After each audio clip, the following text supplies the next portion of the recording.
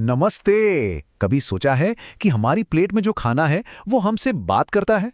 शब्दों से नहीं, बल्कि अपने रंगों से, अपने स्वाद से और उस तीखेपन से जो आंखों में पानी ला दे।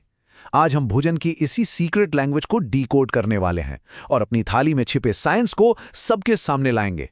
तो इस मजेदार सफर के लिए तैयार हो जाइए। अच्छा, कभी यह सोचा है कि टमाटर का रंग लाल ही क्यों होता है? या फिर मिर्च में वो जलन, वो तीखापन कहाँ से आता है? और कभी-कभी खीरे में वो हल्की सी कड़वाहट क्यों होती है? देखिए, ये सब बस ऐसे ही नहीं होता। इन सब के पीछे एक बहुत ही दिलचस्प साइंस छिपा है और हम बस उसे ही खोजने वाले हैं। तो इन सारे सवालों का जवाब है ना, कुछ ऐसे आर्टिस्ट के पास हैं जिन्हें हम देख तो नहीं सकते, पर उनका काम कमाल का है। ये कोई पेंट या ब्रश इस्तेमाल नहीं करते, बल्कि एक केमिकल कंपाउंड से हर फल और सब्जी को उसका अनोखा रंग और स्वाद देते हैं। तो चलिए मिलते हैं इन केमिकल आर्टिस्ट से। तो इस पूरी कहानी का जो हीरो है ना, वो है वर्णी लवक, जिसे हम क्रोमोप्लास्ट भी कहते हैं। इन्हें पौधों के अंदर की छोटी छोटी रंग बनाने वाली फैक्ट्री समझ लीजिए। यही वो हैं जो फूलों, फलों और सब्जियों को पेंट करते हैं। सेब के लाल रंग से लेकर गाजर के नारंगी रंग तक सब इन्हीं का कमाल है। और मजे की बात यह है कि इन कलरफुल आर्टिस्ट की अपनी अपनी टीम्स भी होती हैं। मेनली 3 हैं। हरे रंग के लिए क्लोरोफाइसी, लाल रंग के लिए रोडोफाइसी और भूरे रंग के लिए फियोफाइसी। यही हमारे खाने के कलर पैलेट की बुनियाद है ना कमाल? ऑलराइट, तो अब जब हम इन प्लेयर्स को जान चुके हैं, तो चलिए अब टाइम है इनकी सीक्रेट कोड को क्रैक करने का। शुरुआत करते हैं उस रंग से जिसे हम अक्सर जोश और एनर्जी से जोड़ते हैं, लाल रंग। तो सबसे पहले बात करते हैं टमाटर की।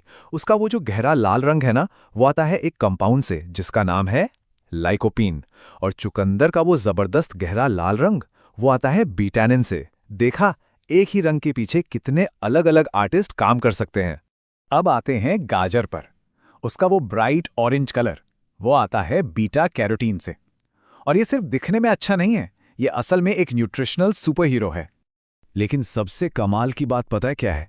जब हम बीटा कैरोटीन खाते हैं तो हमारी बॉडी उसे विटामिन ए में बदल देती है। इसलिए तो कहते हैं ना कि गाजर आंखों के लिए अच्छी है। इसका सारा क्रेडिट इसी केमिकल आर्टिस्ट को जाता है। अच्छा, एक और लाल रंग का रहस्य सुलझाते हैं। सेब का वो खूबसूरत लाल रंग, वो है एंथ्रोसाइनिन का कमाल। ये नाम याद रखिएगा, ये बार बार आएगा। लेकिन रुकिए, यहां एक ट्विस्ट है। क्या ये पता है कि सारी गाजरें ऑरेंज नहीं होती, कुछ लाल भी होती हैं? और सोचिए तो, उनका लाल रंग भी इसी एंथ्रोसाइनिन की वजह से होता है। और लाल प्याज का वो गहरा रंग, अरे वाह, बिल्कुल सही सोचा, वो भी एंथ्रोसाइनिन की ही कलाकारी है। मतलब एक ही कंपाउंड और कितनी अलग अलग खाने की चीजों को इतना वाइब्रेंट रंग दे रहा है। चलिए अब फटाफट कुछ और रंगों के राज खोलते हैं। हल्दी का पीला रंग, वो है कुर्क्यूमिन की वजह से। पपीते का पीला रंग, उसके पीछे है कैरिकाज़ैंथिन। अच्छा, पीले प्याज का रंग, वो आता है क्वेस्टिन से। और हाँ, अगर आलू पर कभी हरा रंग दिखे तो वो सोलेनिन है, और वो एक सिग्नल है कि उस हिस्से को नहीं खाना चाहिए। अब मिर्च की कहानी तो सबसे मजेदार है। इसमें एक नहीं बल्कि 2 सीक्रेट्स हैं। इसका जो लाल रंग है वो आता है कैप्सैंथिन से, लेकिन इसका जो जोरदार तीखापन है वो आता है कैप्सेसिन से। देखिए, नाम कितने मिलते जुलते हैं, पर दोनों का काम कितना अलग है। तो रंगों की दुनिया से निकलकर अब हम चलते हैं स्वाद के रहस्यों की तरफ।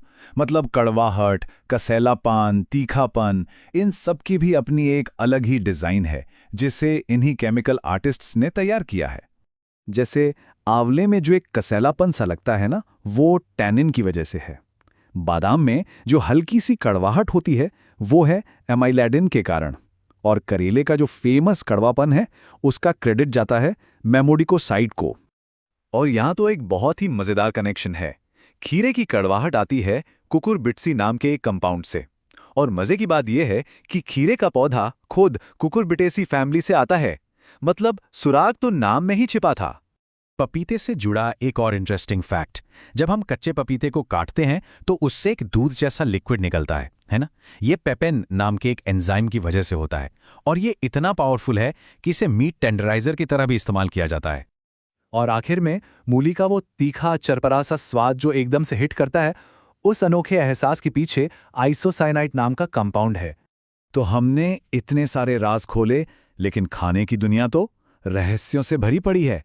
हमारी ये पड़ताल एक अनसुलझी पहेली पर आकर रुकती है, जो हमें याद दिलाती है कि खोजने के लिए हमेशा कुछ न कुछ बाकी रहता है। तो हम इस सवाल के साथ अपनी बात खत्म करते हैं। बेल में जो कड़वाहट होती है वो क्यों होती है, और शलजम का वो तीखापन वो कहाँ से आता है? लगता है प्रकृति ने अभी भी अपने कुछ